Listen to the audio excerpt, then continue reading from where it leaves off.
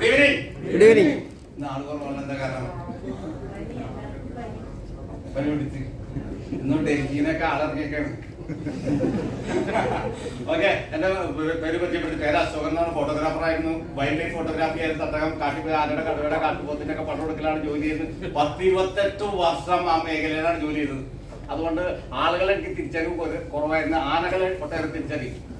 പത്തിക്കാലം, കല്യാണക്കൊമ്പൻ, Arikomban, my friends അവരൊക്കെ എന്നെ തിരിച്ചറിയും. കാരണം എന്നെ ഇഷ്ടംപോലെ പ്രാവശ്യം കണ്ട, എന്നെ ഇഷ്ടംപോലെ ഓടിച്ചിട്ടൊക്കെ ഉണ്ട്.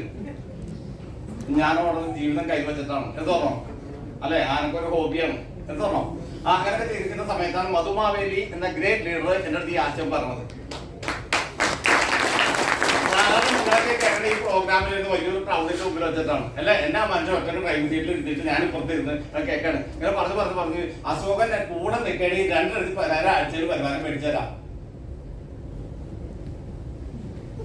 എനിക്കങ്ങനെ ചിരി വന്നേ, പുറത്തേക്കൊക്കെയാണ് ചിരിച്ചത്. ആ മനുഷ്യൻ കാണുന്നില്ല. ഞാൻ ആ സമയത്ത് 12 സെന്റ് സ്ഥലമൊക്കെ പണയം വെച്ചിട്ട് ഹോളോ ബ്ലോക്ക് കൂടി തുടങ്ങി അതാരെ കണ്ട എന്നെ ആദ്യമായിട്ട് കാണുന്ന ആളാണ്. ഊട്ടി കെട്ടിരിക്കുന്ന സമയത്താണ് അല്ലെ, വീട്ടില് നല്ല വൈഫിനൊക്കെ നല്ല താല്പര്യമായിരിക്കും അല്ലെ. ആ സമയത്താണ് ഈ മറ്റേ 10 ലക്ഷം മേടിച്ചു തരാന്ന് പറഞ്ഞു. വിശ്വസിക്കോ? പക്ഷെ അദ്ദേഹത്തിന് ഒഴിവാക്കാൻ പറ്റാത്തതുകൊണ്ട് എന്റെ വൈഫിന്റെ കൈമ കണ്ട ലാസ്റ്റ് വള മസാല ഷൂന്നോളോ ടൈമ വീഴ്ത്തി അത് ഒരു പണയം വെച്ചിട്ടാണ് ഞാൻ ഈ ബിസിനസ്സിലേക്ക് വരുന്നത്. പക്ഷെ എനിക്ക് പ്രൊഡക്റ്റ് വിൽക്കാനുള്ള സെയിൽസ് അറിയാൻ പാടില്ല, സെയിൽസിന്റെ മർമ്മങ്ങൾ അറിയാൻ പാടില്ല, സെയിൽസിന്റെ ടാക്സ് അറിയാൻ പാടില്ല. അതുകൊണ്ട് തന്നെ ഇതെങ്ങനെ വിൽക്കണേന്ന് അറിയാൻ പാടില്ല. വീട്ടിൽ വച്ചുകൂടി വൈഫ് എല്ലാ ദിവസവും കാണുന്ന ശാപവാക്കുകൾ ഇന്ന് വൈഫില്ല, അതുകൊണ്ട് അതിലേക്ക് പറയാം. ശാപവാക്കുകളൊക്കെ ഇത് പറഞ്ഞുകൊണ്ടിരിക്കും. നിങ്ങൾ ഇതിലൂടെ കൊണ്ടുവന്ന് വെച്ചേക്കണേ, ഇതാക്കിയിട്ട് കൊടുക്കേണ്ടത് ഞാൻ വലിച്ചെറിയും കേട്ടോ. എന്റെ വീടാണ്. ഇങ്ങനെയൊക്കെ പറയുമ്പോൾ മടുത്ത് പക്ഷെ ഞാനൊരു വ്യക്തിനെ ഇൻട്രൊഡ്യൂസ് ചെയ്തിട്ടുണ്ട്. ആ മനുഷ്യനെ ഞാൻ ശ്രദ്ധിക്കാറില്ല. ആ മനുഷ്യൻ ഇടയ്ക്ക് ഒരു ബിസ്ക്കറ്റ് കമ്പനിയുടെ ഓണർ ആയിരുന്നു. ഈ മനുഷ്യന്റെ ഇടയ്ക്ക് കുറച്ച് ഒരു 3 മാസം കഴിയുമ്പോൾ എന്നെ ബിസ്ക്കറ്റ് കമ്പനിയിലേക്ക് വിളിക്കും. അപ്പൊ ഞാൻ ആദ്യമായിട്ട് ചെന്നപ്പോ ഈ മനുഷ്യർക്ക് കട്ടൻ ചായ ഇട്ടത്, അതുപോലെ വക്ക് പൊട്ടിയ ബിസ്ക്കറ്റുകൾ ഉണ്ടാവില്ലേ, വക്ക് പൊട്ടിയ ബിസ്ക്കറ്റ് മാനുഫാക്ചറിംഗ് എഫക്ട്, ഇതൊരു കവറിട്ടത്.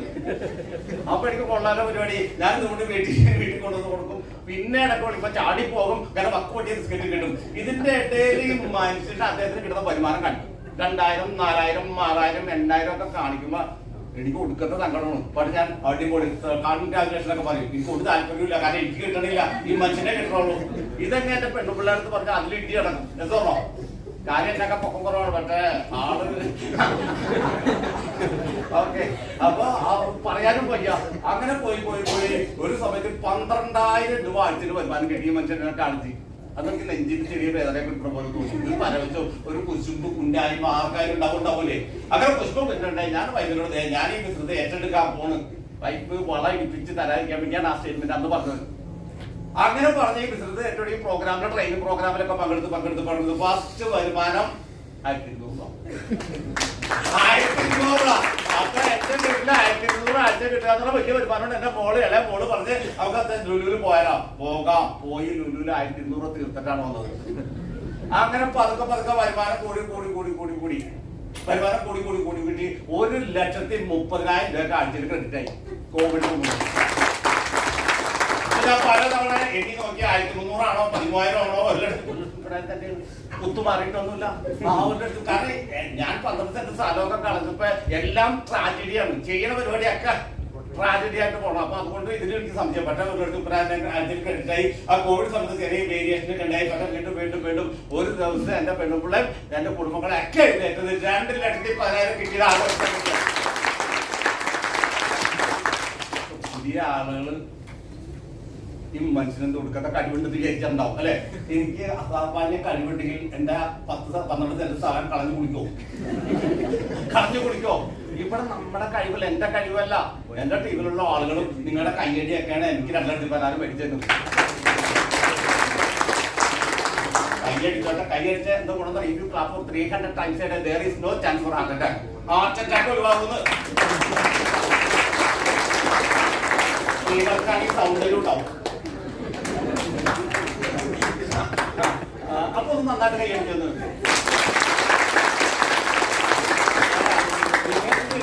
ഒരു നിങ്ങൾക്ക് കിട്ടുന്ന ഒരു ആനുകൂല്യം പറഞ്ഞപ്പോ നമുക്കതൊക്കെ എഴുതി വന്നാട്ടാ.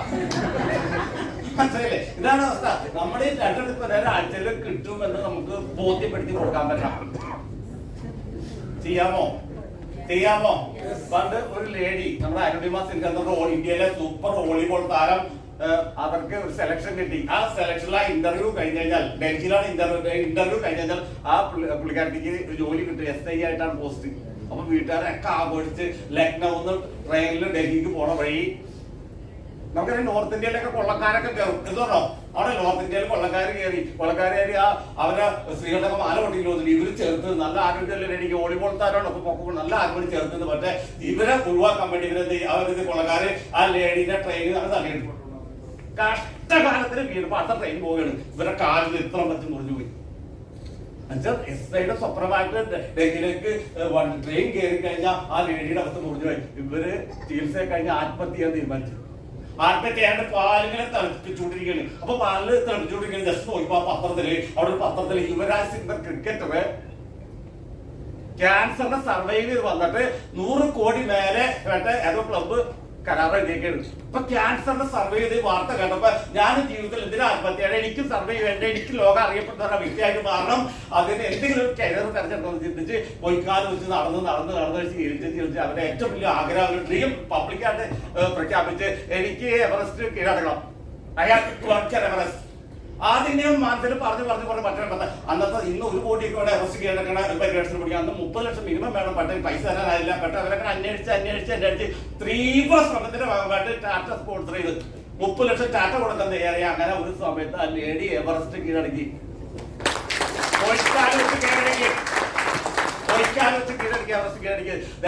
രാജ്യം അവരെ ആദരിച്ച് പത്മശ്രീ നൽകിയാണ് ആ ലേഡിയെ ആദരിച്ചത്.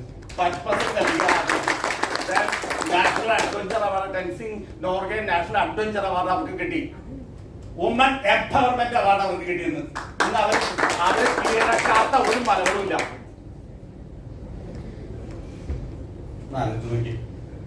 ഞാൻ ആലപ്പുഴ പ്രോഗ്രാം ചെയ്യുമ്പോൾ എന്റെ ഒപ്പം കയറുന്നത് അവിടുത്തെ കളക്ടറാണ്. കണ്ണൂർ പ്രോഗ്രാം എന്റെ ഒപ്പം കയറുന്നത് 99% വികലാംഗനായിട്ടൊരു വ്യക്തിയാണ്. എന്റെ വിദ്യാഭ്യാസം 2 SLCക്ക്. അപ്പൊ കളക്ടർക്ക് ചെയ്യാൻ പറ്റും, വിദ്യാഭ്യാസമുള്ള കളക്ടർക്ക് ചെയ്യാൻ പറ്റും, എന്നെ പോലെ ദരിദ്രവാസികൾക്ക് ചെയ്യാൻ പറ്റും. 99% വികലാംഗനായിട്ടുള്ള ആളുകൾക്ക്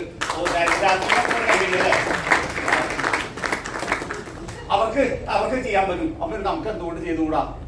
ലോകത്തിൽ വിജയിച്ച ആരെ എടുത്തു നോക്കിയോ? ഇന്ത്യയിൽ വിജയിച്ച ഒരാളുടെ പേര് പറഞ്ഞേ. അങ്ങനെ ഒരാളില്ലേ? യൂസഫ് അലി. കേരളത്തിൽ വിജയിച്ച ആളാണ് യൂസഫ് അലി. 50,000 45,000 ആൾ അദ്ദേഹത്തിന് പണിയിട്ടുണ്ട്. വേറെ ഇന്ത്യയിൽ വിജയിച്ച ഒരാൾ പറഞ്ഞേ മുകേഷ് അംബാനി അല്ലെ. 5 ലക്ഷത്തിൽ മേലെ ആൾ അദ്ദേഹത്തിനായിട്ട് പണിയെടുക്കുന്നുണ്ട്. നമുക്ക് വേണ്ടി എത്ര പേര് പണിയെടുക്കുന്നുണ്ട്? നമ്മൾ മാത്രമില്ല, ഇടക്കിടക്ക് പണിയുള്ളൂ. നിങ്ങളൊന്ന് മനസ്സിലാക്കിയേ. ഈ വിജയിച്ച ആരെ എടുത്ത് നോക്കിയോ? അവരെടുത്തൊന്ന് പരിശോധിച്ച് നോക്കിയേ. അവർക്ക് നമുക്കുള്ള അവയവങ്ങൾ മാത്രമേ ഉള്ളൂ.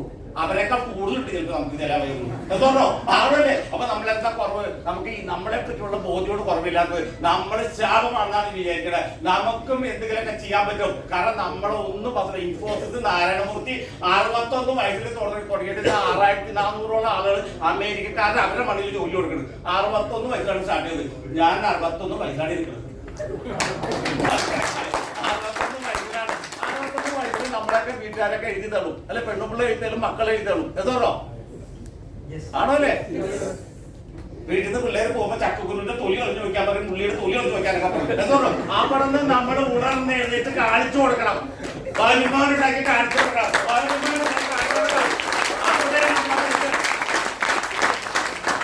പ്രായം ഒരു നമ്പറാണ്ട് വെറുതെ പറയില്ല, കാണിച്ചു കൊടുക്കണം, പ്രൂവ് ചെയ്ത് കൊടുക്കണം. 1 കോടി വരുമാനം മേടിച്ചിട്ടാണ് നിൽക്കുന്നത്.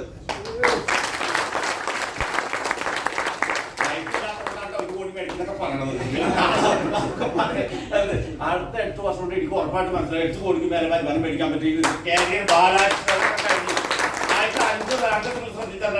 നമ്മുടെ 5 റാങ്ക് വെറും 3 ലക്ഷം കിട്ടുള്ളൂ. അടുത്ത അതിനുശേഷം 4 റാങ്ക് 1 കോടി 20 ലക്ഷം കിട്ടും.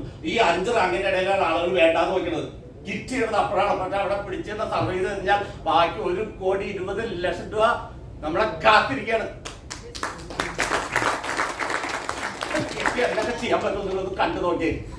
ഇത് കിട്ടി എന്തൊക്കെ ചെയ്യാൻ പറ്റുന്നത് കണ്ടു നോക്കിയേ. ഇത് കാണണം, കണ്ണ് തുറന്ന് കാണണം. കാണാമോ? കാണാമോ? പണ്ട് ഒരു രാജാവിന്റെ കലസിലായിട്ട് അസുഖം ഒട്ടേറെ വൈദ്യന്മാരെ തിരിച്ചിട്ട് മാറുന്നില്ല. ഒട്ടേറെ അവസാനം ദൂരെ രാജ്യത്ത് നിന്ന് ഒരു വൈദ്യ പ്രശസ്തനായിട്ട് എന്ത് ചികിത്സിച്ചാലും അദ്ദേഹം വരും. അതായത് രാജാവിനെ പരിശോധിച്ചു, രാജാവിനെ എല്ലാം പരിശോധിച്ചിട്ട് എന്റെ മരുന്നില്ല, ഈ രോഗത്തിന് മരുന്നില്ല. പക്ഷെ അപ്പൊ രാജാവ് എന്നെ നിങ്ങൾ ഒഴിവാക്കിയോ, എനിക്ക് മരുന്നില്ലേ, അപ്പൊ ഞാൻ മരിക്കണോ? നിങ്ങൾക്ക് എനിക്ക് എന്റെ അടുത്ത് മരുന്നില്ല എന്ന് പറയും. പക്ഷെ നിങ്ങളുടെ അസുഖം നിങ്ങളുടെ കണ്ണുമായിട്ട് ബന്ധപ്പെട്ടതാണ്. നിങ്ങളുടെ പച്ച കളറെ നിങ്ങൾക്ക് കാണാവൂ, പച്ച കളറെ കാണാവൂ. വേറെ ഒരു കളറ് കണ്ടാൽ നിങ്ങളുടെ അസുഖം മാറൂല.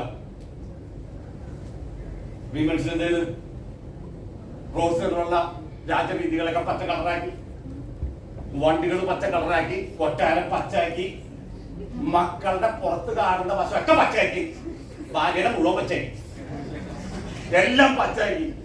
അതുകൊണ്ട് ഇനി എന്റെ അസുഖം മാറൂലേ? നിങ്ങളുടെ കണ്ണട ഒരു പച്ച കണ്ണട വെച്ചാൽ ഈ പണ്ടി കണ്ട പോലെ നിങ്ങളുടെ